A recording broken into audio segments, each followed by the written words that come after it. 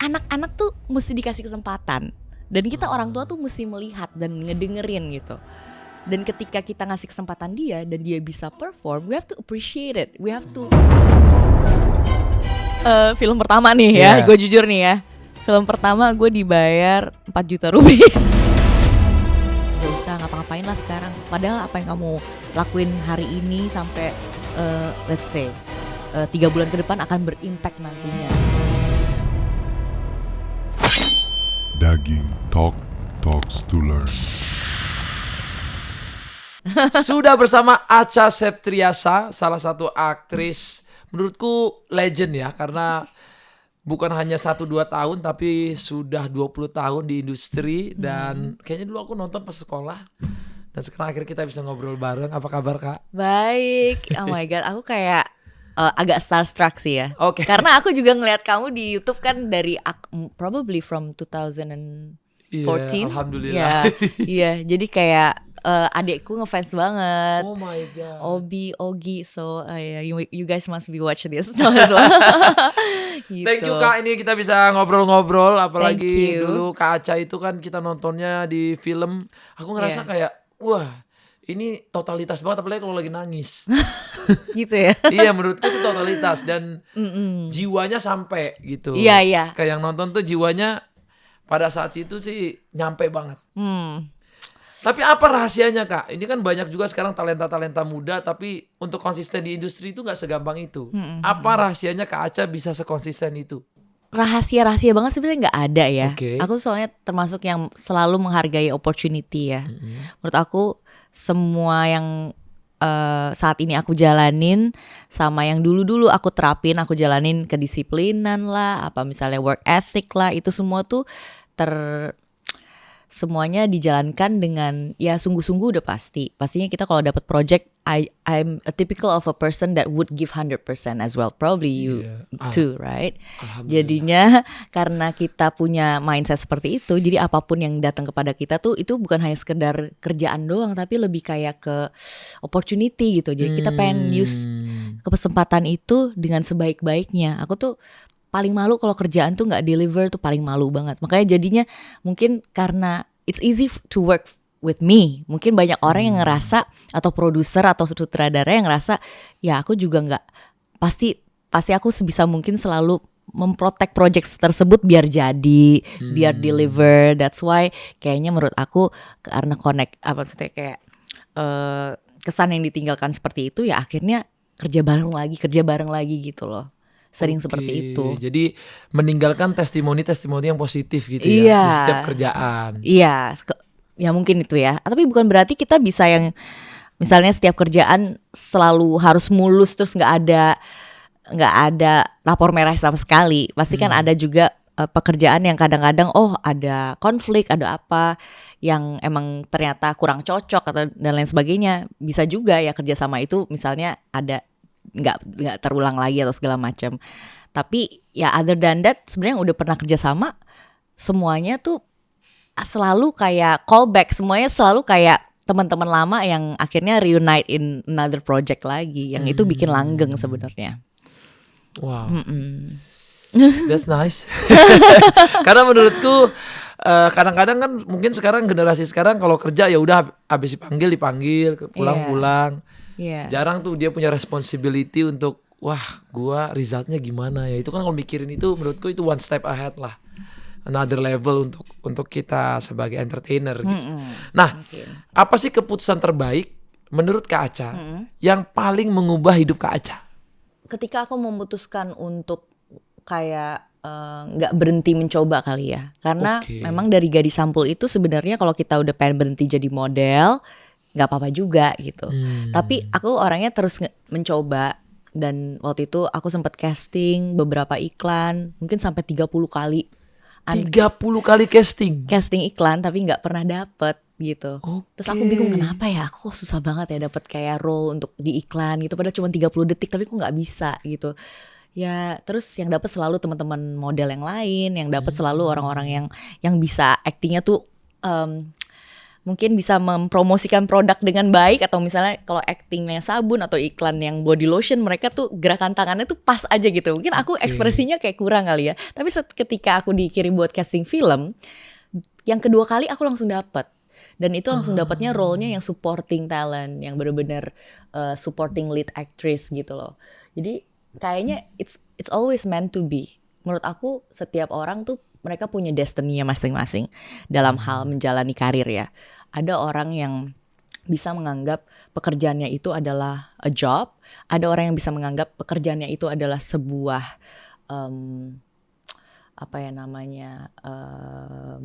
career. Ada yang menganggap pekerjaan itu adalah calling. Probably acting is my call. Aku nggak memperlakukannya sebagai career wise, aku nggak memperlakukan acting itu sebagai job, tapi aku memperlakukan acting itu sebagai panggilan gitu sebenarnya. Gitu. Di mana titik yang menurut seorang Acha Septriasa ini paling terendah gitu, paling unik, paling pressure, kayaknya wah hampir menyerah gitu. Pernah ada nggak di titik karir seperti itu? Sebenarnya jujur, setiap aku lagi ngedapetin peran dan selalu ya, setiap filmku tuh selalu ada titik di mana yang kayak bisa nggak ya gitu. Selalu ada keraguan, selalu ada kayak proses mencarinya. Tapi tergantung aja sebenarnya kita tuh mau mempersembahkan film ini tuh di versi kitanya yang seperti apa gitu. Kadang-kadang kan kita punya, misalnya kita punya film, let's say ada 50 judul. Nah, di tengah-tengah judul itu ada sebuah film yang kadang-kadang we do it for the sake of, because we want to, because that's the offer that we get at that time kan. Tapi ada juga film-film yang kayak, I just need to deliver this because I not just love my job, but this is like the role that I have to present gitu loh. Untuk maybe you have a goal to be achieved, kayak misalnya one thing gue pengen nih dapetin dari role ini ada nominasi kayak atau apa gitu. Nah aku tuh karena aku lumayan gak selektif milih movie, tapi ketika gak selektif itu pun bikin aku susah kadang-kadang. Aku jadi dapat peran-peran yang kadang-kadang should I do this gitu. Kayak jadi kayak proyek-proyek komersial gitu. Proyek-proyek komersial yang kadang-kadang itu lebih susah loh buat aku untuk kayak perform. Karena proyeknya terlalu kayak misalnya ini role-nya sebenarnya nggak terlalu menarik. Apa yang bisa gue bikin menarik ya dari role ini supaya tetap ditonton atau supaya tetap gue bisa menghasilkan meng-create karakter ini tuh hidup jadi karakter yang diingat sama orang ya. Gimana ya caranya ya supaya gue bisa bikin ini tuh hidup ya. Gitu tuh. Jadi tanggung jawabnya tuh sebenarnya lebih besar buat kita nerima project-project yang emang commercial based gitu. Bayarannya lebih besar, tapi di satu sisi gimana ya caranya supaya gue perform ya. Gimana ya caranya supaya kayak orang tuh masih menganggap gue bermain bagus ya. Padahal ini misalnya ceritanya lumayan kemana-kemana, harus kita nge-shape karakternya tuh supaya bisa dibawa dari film akhir sampai dari awal sampai akhir tuh supaya bisa dinikmatin. Itu kan sebenarnya kekuatan kita sebagai pemain juga kan, yang bisa bikin penonton merasa tertarik sama karakternya gitu. Tapi ada nggak misalnya film nih secara viewers nggak perform, tapi secara actingnya dan kualitas filmnya Kak Acha tuh, wah gue bangga banget nih sama acting gue di sini, karya gue di sini gitu. Ada sih. Jadi kan kadang-kadang di Indonesia susah ya, kayak yang udah kualitas bagus kadang-kadang view-nya nggak ikut gitu. Iya. Kadang-kadang yang filmnya kesannya kayak simple, normal, maksudnya nggak sesulit itu, tahu-tahu viewersnya meledak gitu. Iya. Itu yang uniknya. Nah itu tantangan juga sih buat kita aktor ya, pemain film. Kita kadang-kadang suka dapat role yang kita cinta banget tapi kok nggak dicintai penonton ya. Kita bingung gimana caranya.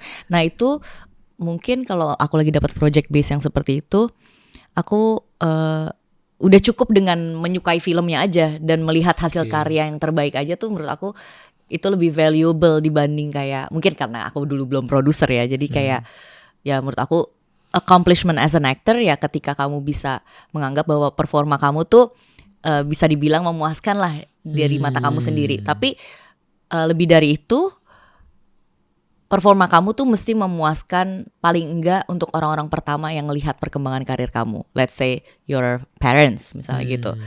kayak aku akan sangat menghargai opinion dari ya ibu bapak aku yang setiap aku premier mereka dateng yang pakai kaos film aku kemana-mana ya kan, mereka kan tahu ya.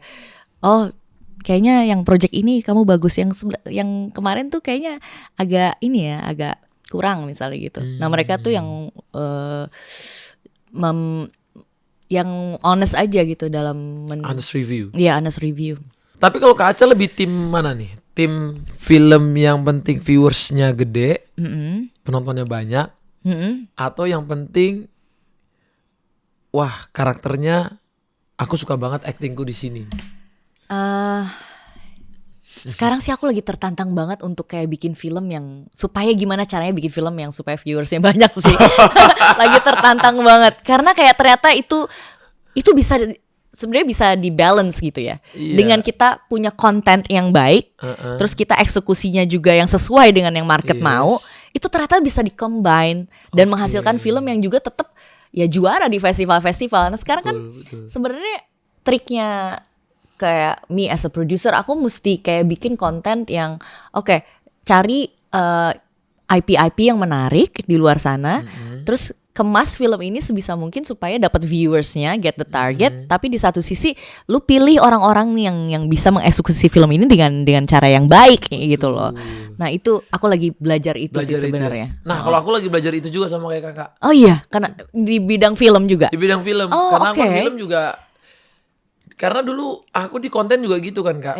Ketika aku ngejar quality banget, viewersnya tuh nggak kurang gitu, maksudnya nggak terlalu banyak gitu. Karena itu kan in your point of view kan. Jadi menurut kamu yang bagus tuh kayak gini. Iya. Giran aku bikin yang agak merakyat, yang cuman komedi lucu-lucuan, malah naik jutaan. Iya. Gitu. Jadi itu kan tandanya kan apa yang kita pikir works on the market ternyata nggak works gitu kan. Ternyata apa yang selera kita yang kita anggap hebat, menurut orang biasa selera aja. Orang.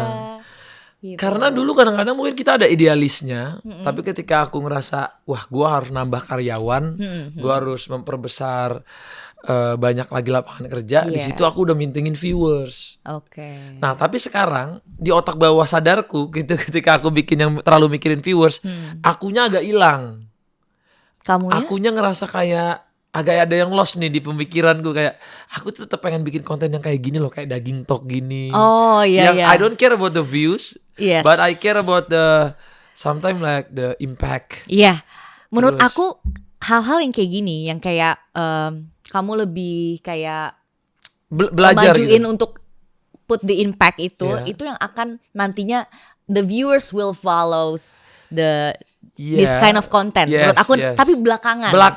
Emang gak secepat yang istilahnya more market content. Gak cepet yang komersial. Ketika aku membalance kapan harus bikin konten yang lebih ke quality kayak ini, jadi aku balance. Gak bisa juga aku terlalu mikirin yang kayak ini harus terlalu edukasi banget, ini banget. Di sininya nggak ada, duitnya kurang juga kan. Karena tanggung jawab gede kan. Jadi aku tuh selalu sekarang naruhnya di 50-50 lah. Tapi jadi challenging gak sih? Karena kamu gak pernah tahu kayak certain formulanya. Gak tahu. Itu tiba-tiba. Tapi lama-lama kita punya sense-nya. Apanya? Ada sense-nya. Jadi ketika kita udah terlalu banyak membuat hal itu, kita tuh tahu ini bakal viewersnya segini, ini kalau di Clippers view-nya akan lebih segini. Kita punya bayangan. Karena kita terlalu banyak bikin kan. Iya juga sih. Ya contohnya kayak kalau Kak tadi Kak Aca bilang lagi main paddle. Contoh kita lagi padel nih. Kita tahu kalau bola itu orang itu akan bidik ke pagar itu terus. Kadang dia bisa mantul ke sini, mantul ke sini. Emang kadang-kadang nggak terbaca, tapi at least kita lebih tahu kita harus mendekat dulu nih. Atau harus nungguin bolanya, jangan disamperin sebelum kena pagar ataupun harus lebih cepatnya. At least kita udah tahu keputusannya kan. Walaupun tetap hasilnya cuma Tuhan yang tahu. Tapi at least aku coba jadiin itu pelajaran buat aku sih. Tolak ukurnya. Dan itu menarik sih belajarnya. Karena kemarin aku ngomong sama Bang Reza Reza tuh termasuk salah satu orang yang menurut aku ngefans bangetnya, karena ya dia teman aku juga di satu sisi, karena ya dia kan karyanya banyak banget ya. Dari mulai yang awal-awal muncul casting, aku sebenarnya kenal Reza itu dari mulai film aku In the Name of Love. Kita casting film bareng. Terus Berarti benar-benar dari bawah ya berdua ya. bareng gitu. Tapi waktu itu aku Reza tuh lagi casting film itu, tapi di tengah-tengah dia ditawarin Mas Hanung film berkalung sorban, perempuan berkalung sorban. oke. Tapi luckily, fortunately, his sense of masuk ke dalam karir film itu dia milih role yang lebih besar waktu itu, karena waktu itu casting buat film In the Name of Love yang leading actress sama aktornya aku sama Vino. Nah dia nggak jadi ngambil itu untuk supporting, tapi dia ngambil film yang lead supporter di filmnya Mas Hanung itu. Jadi kayak dia tahu pathnya dia tuh ke situ Kemana gitu ya. Nah akhirnya ya dia buat film segala macam, terus dia udah berapa puluh film, tapi ketika dia direct dia punya brand yang kuat banget sehingga segala kebisaannya dia itu talent dan segala macam menyeimbangi nilai value dari film itu sendiri, dari directing, kemampuan directing dia, kemampuan acting dia yang orang percaya. Jadi punya branding yang people trust gitu, dan itu untuk bikin temen-temennya punya strategi marketing yang baik juga bisa mensupport karya dia. Itu luar biasa banget sih, jadi bisa balance seperti itu. Menurut aku jarang ada film idealis yang juara di mana-mana tapi bisa kayak tembus let's say 700.000 penonton. Itu amazing banget sih menurut aku. Untuk apalagi untuk permulaan gitu ya. Iya.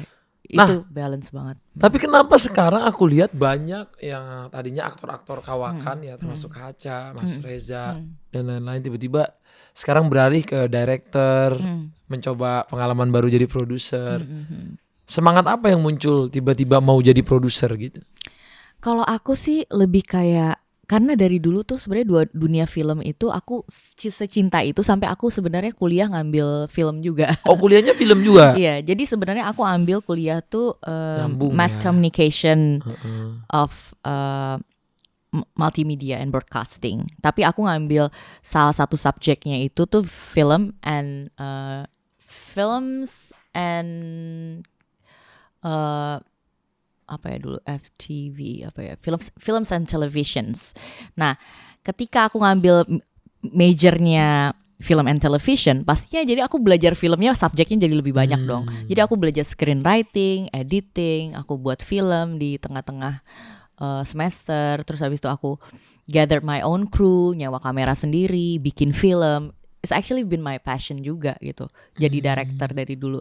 Sampai akhirnya setelah lulus kuliah, ya itu dia, aku langsung pengen buat film kan. Makanya lulus kuliah tahun 2012 awal, 2013 aku syuting film pertamaku yang aku direct. Itu judulnya Aku Cinta Kamu, di Omnibus yang salah satu segmennya aku yang direct, Firasat judulnya. Dan itu sampai sekarang aku gak terlalu kayak, oh ini direct terus habis itu film pendek, habis itu langsung pengen direct film panjang. Ya gak gitu juga, ada juga rasa kalau bahwasanya ini sebenarnya jalan gue gak sih? Gue pengen kesini gak sih? Akhirnya aku tetap berakting sedemikian rupa, kayak ya sekalian juga lah ya. Aku kan berakting juga kerja juga, ibaratnya melangsungkan karir buat nantinya ya, kelangsungan hidup juga. Tapi di satu sisi I've always know like my passion, I want to be a director gitu. I want to make movies, I want to be a producer, I want to produce my own movie kapan-kapan. Jadi kayak bukannya ikut arus, tapi emang aku bener-bener pengen buat something gitu sebenarnya di film gitu. Jadi pengen lebih berimpact, pengen passion juga, terus challenge juga ya untuk hal baru ya. Wow. Ini makin seru guys. Apalagi tadi kan Kak Aca itu udah bilang dulu sempet casting iklan 30 kali gagal, terus akhirnya kepilihnya di film, terus sekarang mau jadi produser. Itu kan ada stepstone-nya terus ya. Dan itu terus semakin keren lah sampai sekarang gitu ya. Nah, kenapa Kak Aca itu tapi sempet pergi ke Australia gitu waktu lagi top karir?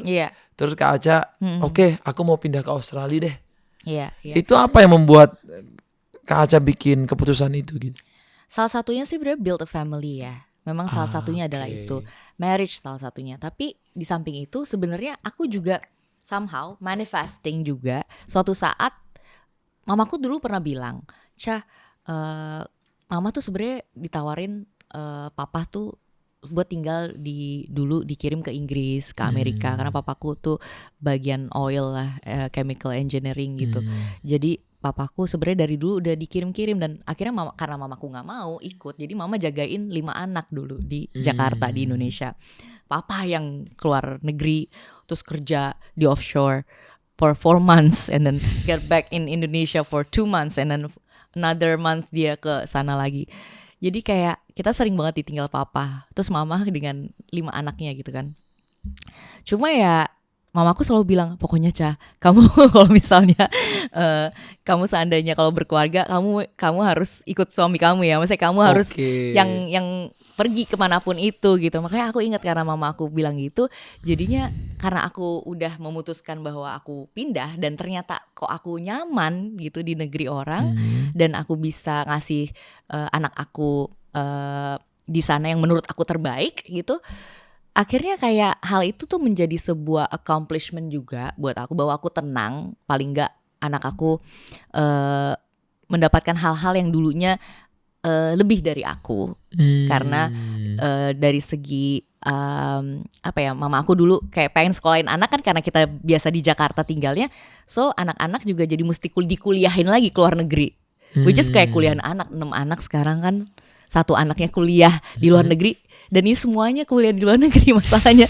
Jadi kayak so many things yang mama aku ngajarin aku tuh lumayan kayak, Ca, kalau mau berhemat lu tuh gini sebenarnya, lewat jalan ini gitu. Jadi mama aku ngajarin hal-hal yang dia nggak dapet dulu supaya aku bisa memperbaiki di kehidupan aku selanjutnya. Tapi kan ya ternyata hidup orang beda-beda ya. Ternyata life path aku tuh nggak bisa sesuai sama siapapun gitu. Aku punya life path sendiri yang menurut aku, oh ternyata aku tuh tipenya mungkin jalannya bisa dikasih tauin, dapat influence dari orang tua, tapi ternyata aku punya milih jalan aku sendiri juga gitu, bahwa oh anak-anak misalnya nanti harus kuliah di luar negeri, ya sekarang Brijia alhamdulillah udah kuliahnya udah sekolahnya di Australia, ya udah berarti nggak harus keluar negeri lagi ibaratnya gitu.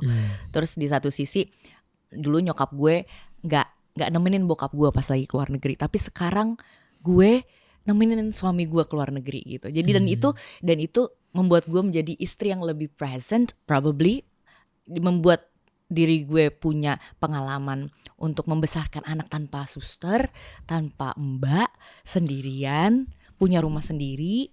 Itu tuh kayak accomplishment gitu ya? Buat aku. Itu tuh pelajaran terbesar dalam hidup yang new challenge ya. Sangat menarik menurut aku menarik.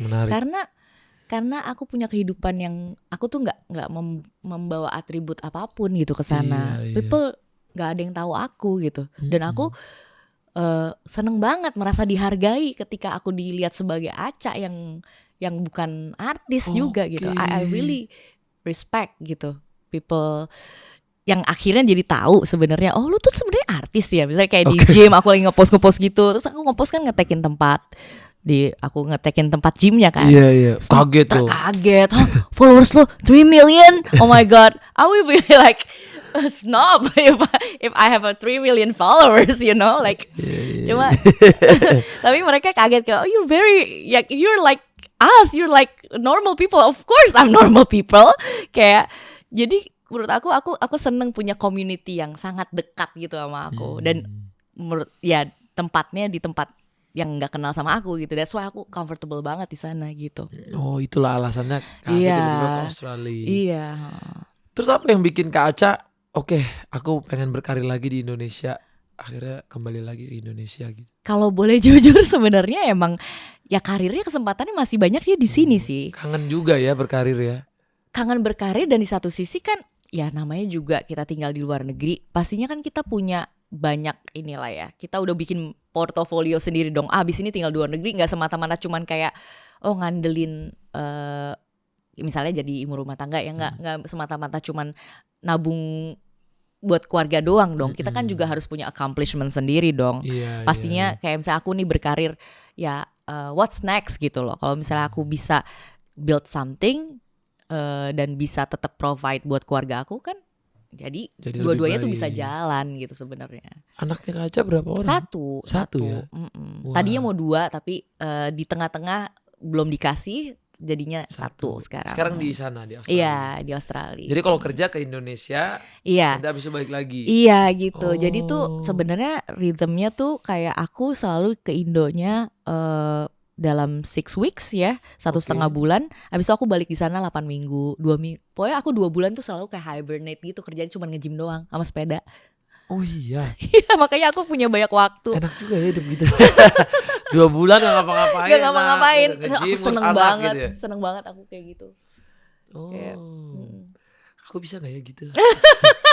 Tapi ada orang yang mau sibuk doang kan, ada orang yang mau sibuk banget tuh produktif gitu. Aku disuruh buat ini kan, pas lagi zaman COVID tuh, aku disuruh buat apa tuh namanya YouTube channel kan. YouTube. Udah buat tuh bertahan tuh kayak cuman buat 10 episode, abis itu bosen aku kayak nggak bertahan. Padahal kan itu kan kayak sumber apa ya, source of income juga di satu sisi. Kayak ternyata aku punya fans 100,000 subscriber dalam kayak 3 bulan kan lumayan ya harusnya. Itu kalau aku tahan-tahan tuh aku tetap ke post, mungkin aku sekarang udah berjuta-juta kali. Cuma aku tuh ya itu dia balik lagi agak-agak gimana, I love privacy. Iya betul. Sebenarnya tuh aku selalu suka privacy. Being private is my goal sebenarnya. Tapi karena dulunya lewat iya, tapi karena dulunya tuh lewat aku tuh lewat infotainment lumayan kayak dihargain lah ya, misalnya dari segi relationship selalu apa-apa sekarang diikutin jadi segala macam, makanya jadinya kayak kesannya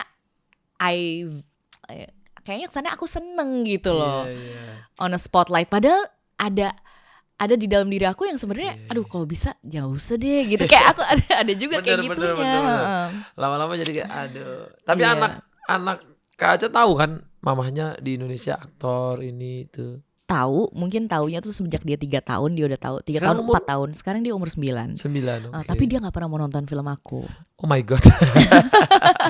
Kenapa? Gak tahu, dia feel like it's not you, mommy gitu. Dia enggak suka nonton film aku tuh kayak enggak, itu kan bukan lu. Itu rumahnya bukan rumah lu. Yang jadi husbandnya bukan papa. Dia enggak suka. Dia enggak suka. Enggak suka. Apalagi kalau ada romantiknya ya, romantic scene-nya. Tapi one day kita enroll dia buat kayak ikut summer class di National Institute of Dramatic Arts di Sydney, NIDA namanya. Dan summer class itu dia harus berakting kan, theatrical class. Terus dia suka ternyata. Aku yang udah, anak gue aktor nih, kok dia suka sih? Ya udah. Darahnya turun juga, darahnya ada. Akhirnya di sekolah ada ekstrakurikuler teater musical. Aku masukin lah, kali-kali Bridge suka nih, kamu mau ekskul teater? Mau mami, mau. Oke, masukin. Tapi aku gak pernah nonton dia. Karena aku sengaja, paling anak-anak kalau misalnya ekstrakurikuler, apa sih yang dibawain pasti belum serius-serius banget lah. Jadi aku lumayan kayak yang ini aja kemarin, kayak nganggep dia tuh kayaknya ya jadi aktor ya kayak gimana sih, paling apa bisa gitu, kayak ngeremehin anak gitu sebenarnya. Ternyata one day gurunya tuh adain satu monolog tahu kan, yang aktornya baca dialog 1 lembar dan itu banyak banget bacaannya. Terus gurunya bilang, "Hey Jelita," aku namanya Jelita kan, "mau nonton gak anak kamu hari ini perform monolog 8 minutes acting?" Hanya dia di dalam kelas, kita satu orang yang follow. Jadi dia hari ini perform, mau gak lo dateng? Nah gurunya itu karena tahu aku aktor, makanya dia merasa bahwa yuk lo harus lihat gitu. Lo pernah gak ngeliat dia acting? Gak pernah. Oke, lo harus lihat ya. Akhirnya aku datang tuh ke sekolah after school. Pas aku datang, aku gak expect dia bakalan deliver kayak gitu banget. Teman-temannya juga baca, tapi dia bacanya, oh my god, dia bacanya lebih bagus dari aku. Percaya atau enggak? Bahasa Inggris lagi. Freaky Friday dia bawain, jadi Lindsay Lohan gitu. Terus dia bawain dialog 1 lembar 8 minutes. Dia monolog gitu. Oh my god. Aku proud dong. Kayak mau nearly cried. Iyalah, and also kayak gila, anak gue ternyata gak gue ajarin, gak pernah nonton film gue, deliver probably better than me. And then after dia selesai kelas, aku minta dia ajarin. Aku karena aku tepuk tangan paling keras dong, karena kan aku satu-satunya parent yang di situ kan. Dia pulang, aku ngelihat dia tuh kayak udah beda. Udah kayak ada rasa bangga, kayak darah tuh bener-bener nurun ya gitu loh. Kayak pas dia pulang, aku bilang, "Bri, I wanna see your script tadi. Coba ajarin mami gimana caranya Bri bisa deliver kayak gitu." Oke, dia ajarin aku. Apa yang dia deliver tadi salah semua aku. Even aku yang udah accomplish 22 tahun di film, menurut aku nggak sejago dia. Jadi emang menurut aku anak-anak tuh mesti dikasih kesempatan. Dan kita orang tua tuh mesti melihat dan ngedengerin gitu.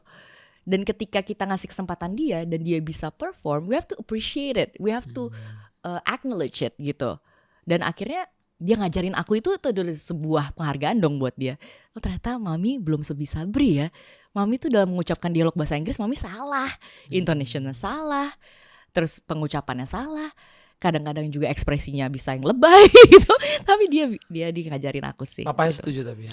Papanya ya asalkan sekolahnya selesai mungkin dia bisa. Papanya bule apa Indonesia? Indonesia. Indonesia. Oh, Indonesia. Wah. Iya. Berarti kayaknya mau dijadiin aktris juga ya? Aktor. Kayaknya kita punya dua dunia yang berbeda. Aku sih pengennya dia jadi apa aja lah yang dia suka. Oke. Cowok cewek sih anak kakak?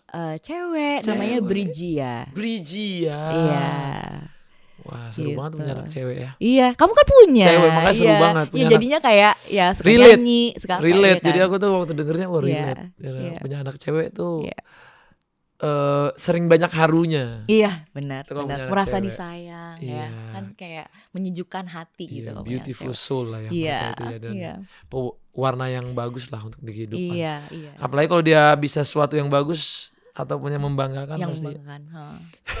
Kayak Soalnya- touchy banget gitu.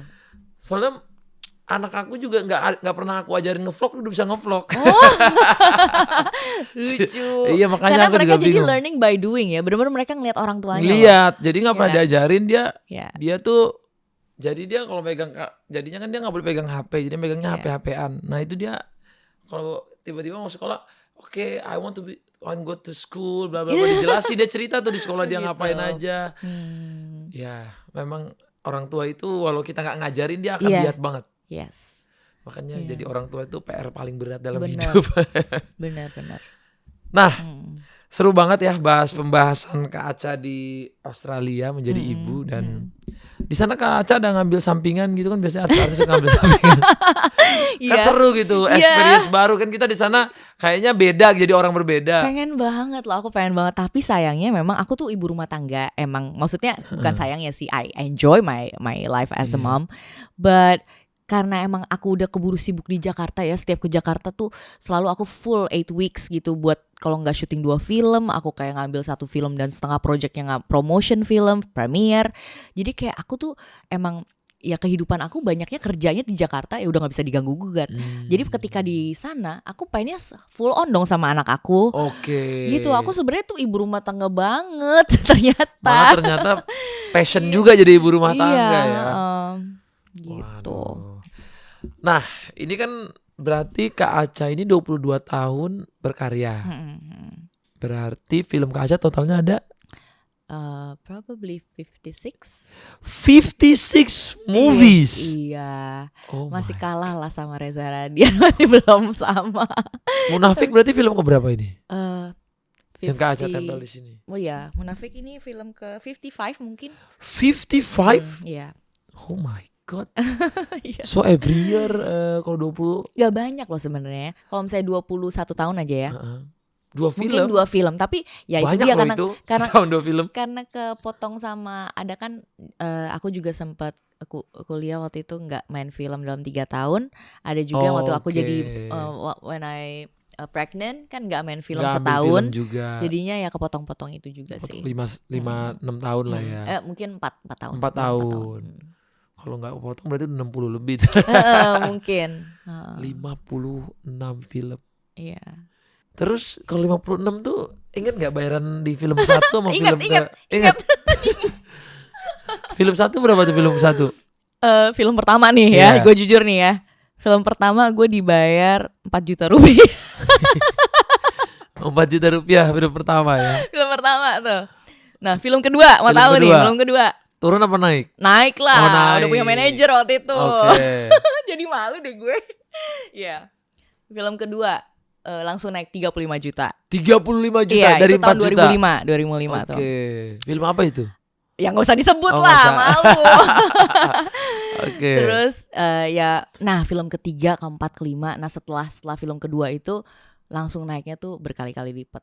Oh, berkali-kali lipat. langsung udah 3 digit ke atas lah ya. Iya, udah. Sih. Tuh. Tapi film paling sulit menurut kakak apa? Film paling sulit. Paling sulit Film syutingnya yang dan lain-lain. kalau menurut aku bagian film yang paling sulit itu adalah ketika menyusun karakternya itu. Kalau misalnya kita baru pertama kali main film, mungkin kita nggak tahu apa ya.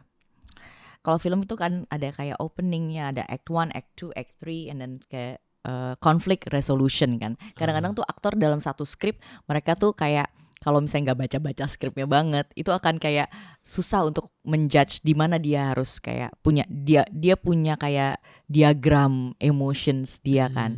Jadi kalau nggak belajar itu kelihatan banget. Makanya jadinya buat kami aktor yang paling susah adalah menentukan kadar-kadar emosi di setiap scene-nya supaya penonton tuh ketika mengikuti adegannya dari awal sampai akhir scene 1 sampai scene 100 paling enggak ketika nonton satu kesatuan filmnya, oh ini kok nggak jomplang ya emosinya tuh kayak gitu, atau misalnya nggak ada plot hole yang bikin karakter ini jadi aneh sendiri di tengah lost gitu. Nah itu yang sebenarnya susahnya main film kan, karena di hari pertama take-nya bukan adegan yang scene 1, take pertama mungkin aja scene akhir langsung, tapi emotion kita kan mesti benar gitu. Iya, harus udah nih, Harus kamu udah nangis banget, ataupun udah kesurupan gitu. Iya gitu. Iya gitu. Oke. Kalau di Munafik ini aku kesurupan. Iya. Kesurupan kan? Iya, ceritanya tuh kayak kalau di trailernya kan bisa dilihat kan aku kayak sampai manjat-manjat tembok gitu kan. Dia teman-teman itu manjat beneran tapi Kak. Manjat beneran pakai sling itu, ada kayak pelatih actionnya gitu. I see. Waktu Kakak berakting di film Munafik ini, ada adegan tersulit nggak? Ya itu tadi yang kesurupan manjat pagar itu. Iya. Manjat tembok. Manjat tembok kayak cicak itu loh. Itu susah banget itu susah loh. Ya? Iya untuk cewek susah soalnya sih. kayak di sling dari samping, coba gue mesti nahan badan gue yang berat ini kan kita di sling badannya ketumpunya di sebelah kiri dong, atau misalnya kalau misalnya slingnya di kiri ya sebelah kanan. Itu gimana kayak mesti kan pasti kalau di sling kita kan akan nggak bisa kayak miring, akan jatuhnya begini dong. Akan badan kita akan gravitasinya akan balik dong, rotate lagi kan. Makanya disuruh begini, disuruh gini, terus jalan di tembok miring itu kan susah kan. Spider-Man kali ya. Kayaknya ya. Tapi apa challenging terberat di film Munafik ini? Challenge terberat adalah harus yaitu melakukan adegan yang ketika dia masuk demonnya gitu ke dia, setannya, tapi di satu sisi harus berakting sebagai orang yang lost dan sedih juga gitu. Jadi ini kan karakter aku Fitri itu dia ditinggalkan oleh ibunya pada saat dia lagi nggak sadar gitu sebenarnya. Jadi kayak dia nggak sadar terus ibunya tiba-tiba meninggal. Nah dia nggak tahu yang terjadi apa sama ibunya gitu. Tapi abis itu bapaknya karena nggak kuat sendirian, akhirnya dia keburu dapat ibu tiri lagi setelah dia mengalami yang namanya kehilangan ibunya. Jadi dia belum selesai dengan closure kenapa ibunya meninggal, tiba-tiba papahnya udah punya pilihan lain lagi, istri yang lain. Terus akhirnya dia sulit menghadapi yang namanya realita hidup, di mana dia harus jadi anak tiri, dan walaupun ibunya punya relationship yang baik sama dia ngerasa ada masa anak-anaknya dia yang terenggut gitu loh, kayak nggak ada penjelasan ini kenapa gitu.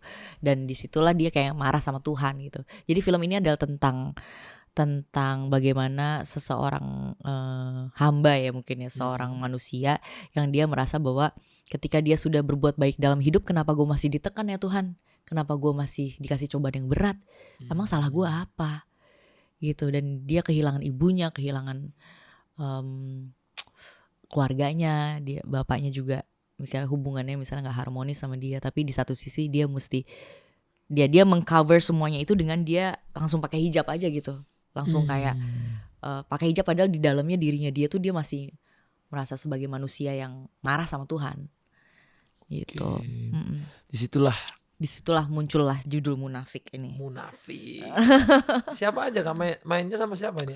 Sama Arya Saloka, sama Dimas Aditya. Ada Doni Damara, ada Nova Eliza, dan masih banyak lagi. Apa yang bikin Munafik ini beda sama film-film horor lain yang ada di Indonesia? Yang bikin beda adalah ya film ini dieksekusi dengan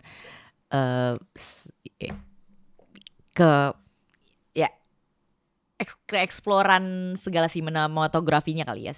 Sinematografinya itu bener-bener membuat kita sebagai pemain dan bisa mendeliver adegan yang kayak seolah-olah lagi ngerukiah gitu, tapi kayak efeknya tuh efek kayak sihirnya tuh luar biasa gitu. Jadi di CGI-nya juga CGI-nya bagus. keren juga gitu. Penasaran juga nih ya sama Munafik. Kapan ini Kak tayangnya? Tayangnya 3 September 3 tahun September ini. tahun ini. Kakak sendiri prediksinya bakal berapa juta penonton nih? Aku Munafik? sih berharap mudah-mudahan sebanyak mungkin ya. Berarti film ke-55 horor. Berarti ini horor terakhir Kakak ya? Kok terakhir gue jadi serem nih. Bukan, maksudnya habis Enggak lah. ini yang paling up to date kan? Ini yang paling up to date. Terlatest. Sebenarnya the latest one ada lagi 2 film lagi project lain. Horor lagi? Enggak sih, enggak horor. Tapi ini the latest horror benar. The latest horror. The latest horror. Yeah, the next two ones is drama. Oke. Lebih suka mana? Lebih suka berakting di film horor atau film drama? Kan dulu Kak Aca itu soalnya ikonnya di drama gitu. Iya. Lebih suka di mana? Kalau horor sama drama sebenarnya bayaran filmnya beda tipis lah ya. Tapi nggak susah gue jadinya gitu, nggak suruh teriak-teriak, nggak suruh di make upin ala hantu. Drama ya. Iya, drama lebih Iya enak. sih. Apalagi romance. Oh, I love romance films. Karena Oke. kayak I love the idea of like being in love. Kayaknya tuh gue tahu deh gimana cara ngedeliver. Iya. Kalau di situ sih Kak Aca karakternya. masuk banget gitu. Iya, Kalau di love. Iya. Kalau di horor ini challenging. Aku juga Iya, kalau di penasaran horror hasilnya gimana. ini lebih kayak butuh effort lah. Butuh effort. Kayak harus dandannya beda, giginya diitem-itemin lah, mukanya diurat-uratin, kayak harus teriak, harus kayak ketakutan, harus manjat-manjat. Aduh, harus pernah dikubur loh gue di film Jaga Pocong gue waktu itu kayak Dikubur? dikubur gue. Kayak oh my god, kayak merasakan gak gini kuburan. lagi deh. Kayak gak gini lagi. Pernah ngemandiin mayat gue pernah. Jadi kayaknya tuh gak gini juga deh. Makanya drama kayaknya comfortable lebih ya. suka drama. Oke. Kalau anak nggak apa-apa ya nonton Film mamahnya. hantu. Nah anehnya anak gue itu kan gak pernah nonton film Gue Jadi Pocong kan ya. Oke. Itu kan ada judul film gue yang kemarin tuh yang IP-nya Mandra, judulnya Mumun. Anak gue Oke. tuh ngefans banget sama karakter Pocong Mumun. Ngefans. Dia tuh sampai kayak punya kayak buku gambar digambarin Pocong Mumun. Tapi karena dia suka gambar, gue jadi kayak, "Bri, kenapa kamu ngefans sama Mumun? Emang kamu udah pernah nonton filmnya?" "No, I just love the character. Itu kayak permen, Mami," katanya gitu. Tapi anak gue juga suka horor-horor lagi. Suka horor kan? Iya, kayaknya gara-gara mamahnya kalau ini. Iya, mamanya suka nonton. horor. Oke. Aduh, tapi emang horor ini seru ya. Kalau di Indonesia soalnya marketnya masih di situ ya. Iya. Banyak banget kan market Banyak horor dan ini. orang nonton horor tuh bisa bareng-bareng, kayak reunian satu SMA nontonnya Bener. horor. Karena Ya kan? mbak-mbak Seru di rumah gitu. aku juga bisa izin cuti Iya. bareng-bareng. Ini Iya. mau ngapain sih izin cuti? Seakan Iya. mau ke kampung atau apa? Iya. Kami mau nonton horor, Pak. Oh, oke. As a producer itu jadi bahan Itu pertimbangan market gue loh. sih. Ternyata Iya, market ya. walaupun kayak kadang-kadang waktu aku misalnya diajak investasi yuk di film horor, aku bilang, horor lagi. Iya. Banyak iya, banget nih horor. Iya. Tapi memang ternyata Tapi di Atta market. director juga kan kemarin yang Pernah sekali Asyap abis itu, Man ya? abis itu trauma udah. Kenapa? Kena COVID kan. Oh iya. Kena COVID terus aku kayak oke. harus 3 bulan 5 bulan tuh. Jadi nggak bisa ngonten karena waktuku kebagi banget. Iya, Jadi iya. aku ngerasa nggak maksimal di filmku. Jadi Iya. harus bikin konten, harus. Iya. Sedangkan hidupku dailynya dari harus ngerjain YouTube, YouTube, iya. YouTube atau enggak ngerjain kayak endorse brand atau Endorsement, nah. ngerjain agency juga. Aku Iya. kan kadang-kadang wah ini campaign dan lain-lain itu kayaknya bagi waktunya terlalu Iya, iya. hektik dan untuk aku ngebagi, maksudnya aku nggak maksimal juga kan. Iya. Jadi aku kayaknya lebih suka sekarang ikut nge-produce lah. Ini Iya, aku yang lagi tayang Garuda di Dadaku. Oh, seru. Yang Iya, animasi. iya. Itu film Wah, pertama. Base Entertainment. Iya. Ya itu pertama yang aku ngikutin dari awal. Oh, Jadi wow. executive producer Keren. dari awal. Karena dari bola kamu juga passion. bola, bener itu juga karena Iya, bola. Iya. Jadi aku wah ini lagi tayang tapi nggak tahu resultnya, ini masih deg-degan juga. Iya. Karena animasi it's not easy. Challenging lah ya. Bikinnya juga hampir 4 Iya, tahun iya, gitu, terus iya. melibatkan 600 orang tuh kayak aduh ini Iya. gimana ya. Wow. Terus di jalan tuh kayak deg-degan terus kan. Iya, Aduh iya. balik modal nggak? Mudah-mudahan ya. Balik kok, Mudah-mudahan. insyaallah. Kan kalau horor mungkin biaya animasi bisa dapat 3 film horor gitu kayak. You know like how I feel Tapi gitu. kamu harus berbangga loh, kamu Tapi kayak bangga. ngedrive film animasi Animasi. Indonesia menjadi selangkah Iya. lebih Tapi diminati waktu lagi, lebih betul, maju betul lagi. sih. Tapi waktu aku lihat hasil aku bangga banget. Iyalah, iya. Karena Bagus loh. ngerasa anak-anak Indonesia tuh capable bikin kayak gini gitu. Dan Iya. kemarin masuk festival film Korea juga termasuk nominasi. Iya. Terus Beijing gitu ya. Oh, masuk juga di Beijing. Iya, dan aku Wow. ngerasa wah ini kayaknya Wah, congrats. Keren, senang gitu. keren. Tapi ini masih Iya. baru 3 hari apa Di baru 2 hari 3 bioskopnya hari mau ya. tayang. ha. Iya. Oke, nonton guys, Garuda di Ini kan dadaku. kalau udah tayang Iya. udah nggak ada. Kan September kakak. Iya. Jadi udah langsung nonton Munafik Lewat. aja ya guys Iya. ya. Munafik semoga 5 juta penonton. Amin, mudah-mudahan Garuda di dadaku by now juga sudah Iya. mendekati itu. Amin. Amin.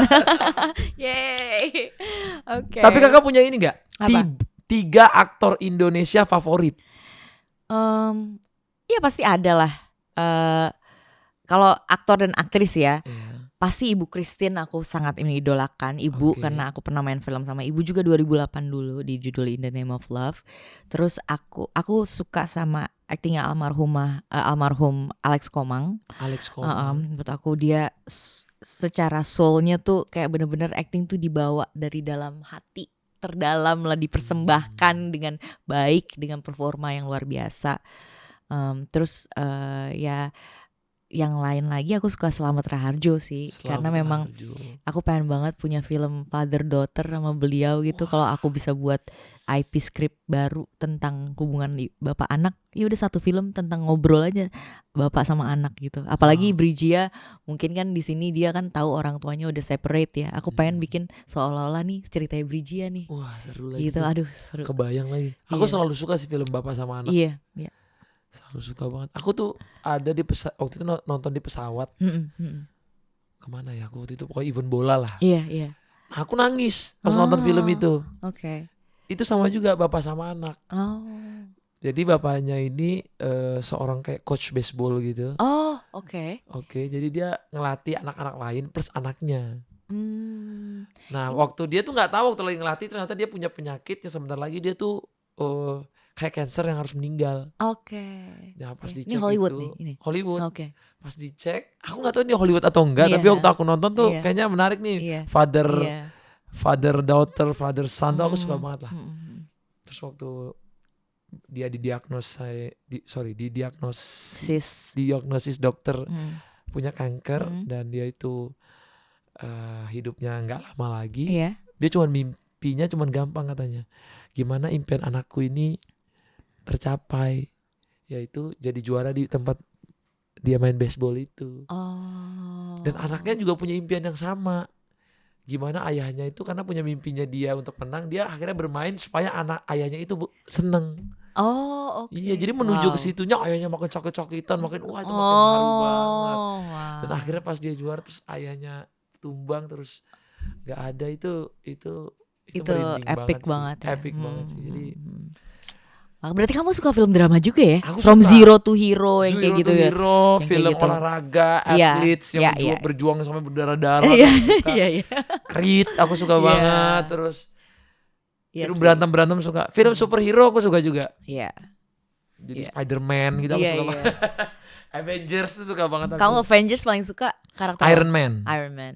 Oke. Kalau DC Batman. Iya, I love Batman. Ya, Iya. di Batman. Aku tuh Batman. penggila Batman. Iya. Kalau di Avengers Iron Man. I Karena see. aku tuh kenapa pilih mereka, karena menurutku itu kekuatannya nyata gitu, nggak ada Iya, gitu. iya. Jadi dia kuatnya karena Senjata.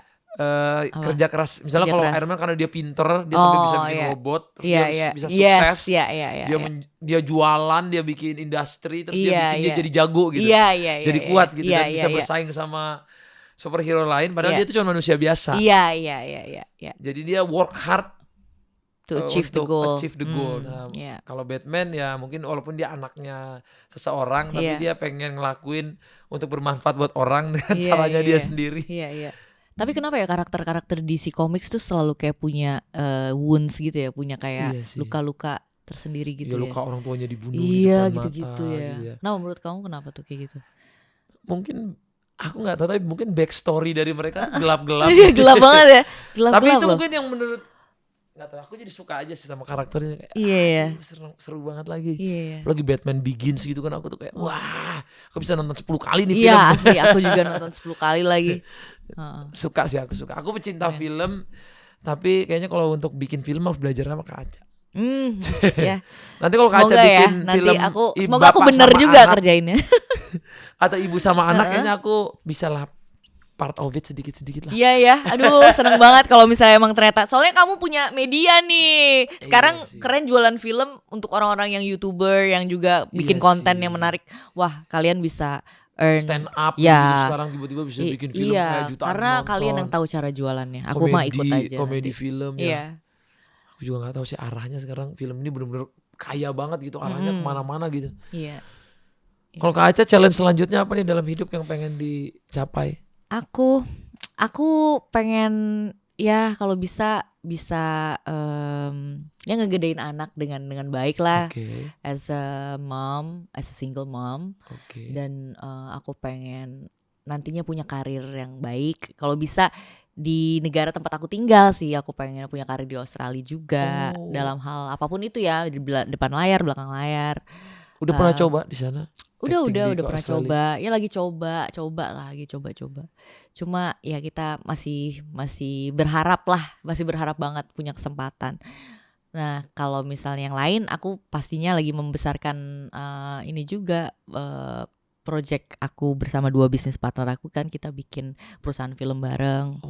Jadi ya sekarang kita udah mulai kayak gitulah, dari eksekutif produser. Pitching dulu ya. Iya. Nyari DOP-nya siapa? Iya, jadi kita punya director 2 siapa? punya 2 line tuh. Jadi satu Avarta Media yang creative production, nama satu lagi Film Funds. Dan itu namanya Virtual Lines. Jadi kita dua-duanya ini kita bisa bikin film juga, bisa chip in juga, bisa gather the funds juga gitu. Seru. Ini makin Gitu. banyak penggerak ekonomi kreatif sih, makin bagus ya. Iya dong. Pastinya, apalagi sekarang animo masyarakatnya nih, film Indonesia nih bisa berdiri di negara sendiri gitu.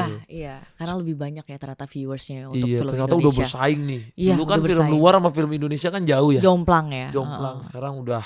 Bersaing. Ya kita tunggulah film Atta yang selanjutnya ya. Mudah-mudahan ya. Soalnya film aku pertama jadi director nggak tayang di bioskop, kena COVID, akhirnya tayangnya di Prime. Iya benar. Karena dibayarnya bagus. Iya bagus kan sama Prime dulu Dibayar ya. bagus dulu, karena- Ya nggak apa-apa lah, win-win solution lah. Iya kan. Oke guys. Thank you guys, Thank you so much. udah nontonin kita di sini. Mungkin terakhir pesan-pesan Kak Aca nih buat anak-anak muda yang mungkin sekarang nih ada aktor-aktor muda yang nonton, dia pengen belajar banyak dari Kak Aca, gimana bisa bertahan selama ini. Ada nggak tips and triknya dari Kak Aca gitu? Tips and triknya, work ethics. Work ethic number 1. Jadilah orang-orang yang pengen mendukung temannya buat perform dengan baik juga gitu. Oke, jangan bagus sendiri Jangan gitu bagus ya. sendiri. Oke. Terus jadilah orang yang bekerja dengan jujur, dengan baik, dengan apa ya? Dengan hati. Oke. Dan you create your own path lah. Jangan pedulin orang gitu menurut aku.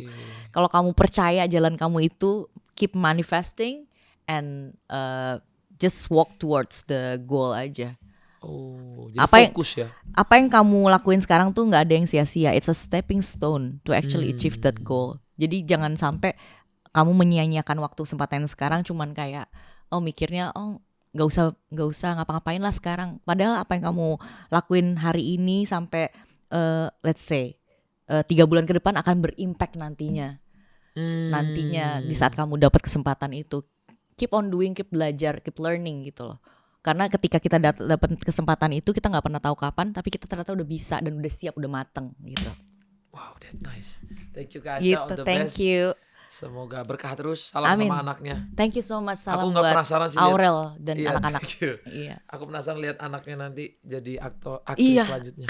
Aktor di Australia. Amin. Amin. Mudah-mudahan Brijia ya, Brijia. Iya. Assalamualaikum. Waalaikumsalam. Bless. Thank you so much.